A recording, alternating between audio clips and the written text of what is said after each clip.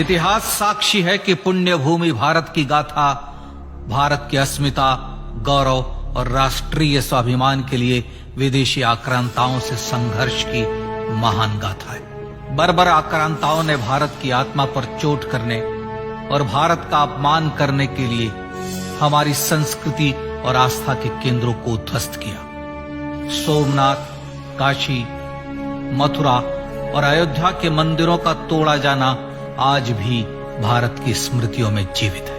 सन 1528 में अयोध्या में भगवान श्री राम के मंदिर का मुगल आक्रांता बाबर द्वारा तोड़ा जाना ऐसी ही एक अक्षम्य घटना थी जिसने सीधे भारत के सम्मान और आत्मा पर चोट की। कारण साफ था, अयोध्या के श्री राम के मंदिर पर आक्रमण भारत की आत्मा पर आक्रमण था। जहां हर भारतीय के रोम रोम में राम बसते हैं, वह भारत यह अपमान कैसे सहता। राम मंदिर पर आक्रमण भारत को आहत कर गया था। विदेशी हमलावर अपनी बर्बरता दिखाते गए और भारत अपने आत्म गौरव को फिर से पाने के लिए संघर्ष करता रहा। भारत रामलला के जन्म स्थान पर बाबर के नाम पर बने एक ढांचे को देखता और उसे हटाने का संकल्प लेकर शक्ति संजोया करता। हिंदू समाज आत्मसम्मान के रण में डटा रहा और लगातार हमलावरों द्वारा बनाए गए बाबरी ढांचे को हटाने के लिए लड़ता रहा। सरयू कई बार रक्त से लाल हुई।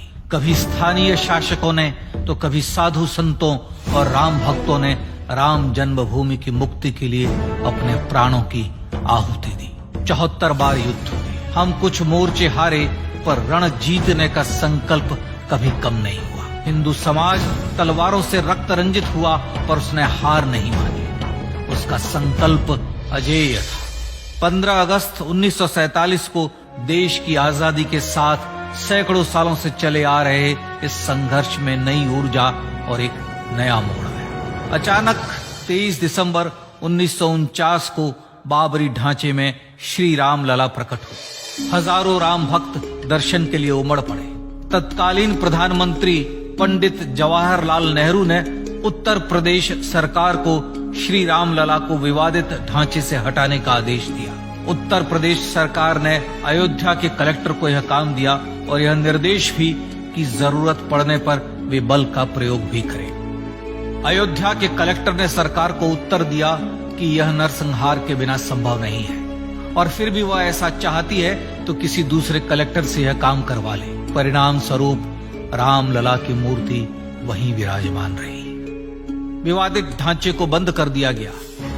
केवल पुजारी को सेवा अर्चना के लिए भीतर जाने की अनुमति थी। फिर भी राम भक्त विवादित ढांचे के बाहर से प्रभु श्री राम की आराधना करते रहे। भारत के हिंदू समाज के लिए चुनौतियां और बढ़ गई। मामला अदालत में गया। विपक्षी दलों द्वारा अदालत में भगवान श्री राम के अस्तित्व पर सवाल उठाए गए। उनके अयोध्या में ही जन्म लेने का प्रमाण मांगा गया। भारत का जनमानस अब आहत हो उठा था। आजाद भारत में भी हिंदू समाज को अपनी आस्था और श्रद्धा के लिए संघर्ष करना पड़ रहा था। चुनौतियों के इस समय में सन 1984 में विज्ञान भवन दिल्ली में विश्व हिंदू परिषद ने धर्म संसद का आयोजन किया। इस संसद में देश भर के संतों ने राम जन्मभूमि की मुक्ति के लिए आह्वान किया और राम जन्मभूमि मुक्ति यज्ञ समिति का गठन किया। धर्म संसद ने राम जन्मभूमि की मुक्ति और वहां भगवान श्री राम के भव्य मंदिर बनाने के भारत के जनमानस के संकल्प को फिर से दोहराया। विश्व हिंदू परिषद के नेतृत्व में मंदिर निर्माण के लिए पूरे देश में अभूतपूर्व आंदोलन की शुरुआत हुई। श्री राम जन्मस्थली मुक्ति यज्ञ समिति के साथ देश भर में राम जानकी की रथ यात्राएं निकली। राम लीलाओं में राम कथा के माध्यम से भारत का आम जन फिर से जुटा। अब सबके मन में एक ही प्रण था, एक ही लक्ष्य था। अयोध्या में जन्मभूमि पर भगवान श्री राम के भव्य मंदिर का निर्माण। सन 1989 में विश्व हिंदू परिषद द्वारा गांव-गांव से रामशिला पूजन करके अयोध्या भेजी गई। 2,75,000 गांवों से रामशिलाएं अयोध्या पहुंची। भव्य राम मंदिर के शिलान्यास का निर्णय हुआ। पूज्य संत महात्माओं और हिंदू समाज के अन्य प्रमुख नेताओं के निर्णय के अनुसार अनुसूचित जाति के प्रमुख नेता श्री कामेश्वर चौपाल ने 9 नवंबर 1989 को मंदिर निर्माण का पहला पत्थर रखा। राम जन्मभूमि पर मंदिर निर्माण के लक्ष्य की पूर्ति के लिए सन 1990 में सोमनाथ से अयोध्या के लिए श्री लाल कृष्ण आडवाणी ने रथ यात्रा की शुरुआत की। देश में जन भावनाओं का ज्वार उमड़ने लगा। श्री लाल कृष्ण आडवाणी के रथ यात्रा के साथ साथ मंदिर के लिए जन समर्थन बढ़ने लगा और छद्म सेकुलरवाद बेनकाब होने लगा। इस जन आंदोलन को रोकने की तमाम कोशिशें हुई, पर सब व्यर्थ हुई। विश्व हिंदू परिषद ने देशवासियों से अयोध्या में जन्मभूमि पर मंदिर निर्माण के लिए 30 अक्टूबर और 1 नवंबर 1990 को कार सेवा का आह्वान किया। परिणाम स्वरूप लाखों राम भक्त कार सेवा के लिए देश के कोने कोने से अयोध्या आए। इससे देश की एकात्मता का विराट दर्शन हुआ। कार सेवकों को रोकने के लिए उत्तर प्रदेश के तत्कालीन मुख्यमंत्री श्री मुलायम सिंह यादव ने अयोध्या में परिंदे को भी पर न मारने देने की घोषणा की। स्थितियां गंभीर हो गई। अयोध्या से 100-100, 200-200 किलोमीटर दूर रेलगाड़ियां रोक दी गई। अयोध्या युद्ध भूमि बना दी गई। मार्ग बंद, रेल बंद, चप्पे चप्पे पर पुलिस।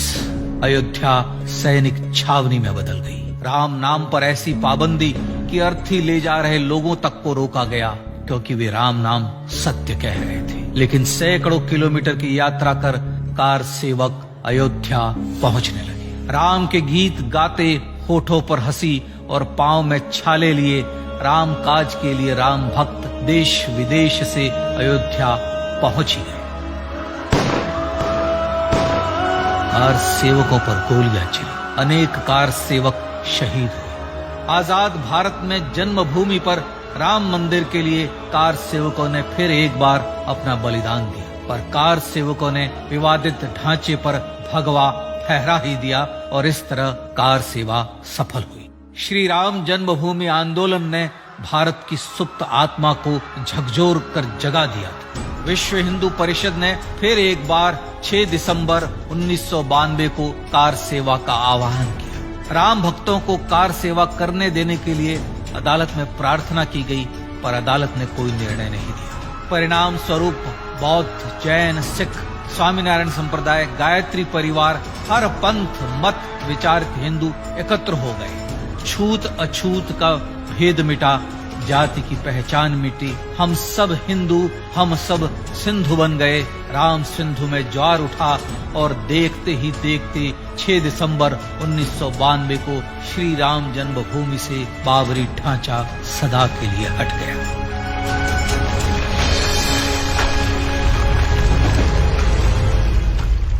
यह क्षण शौर्य, न्याय और सत्यमेव जयते का क्षण था। यतो धर्मस्ततो जय का क्षण था।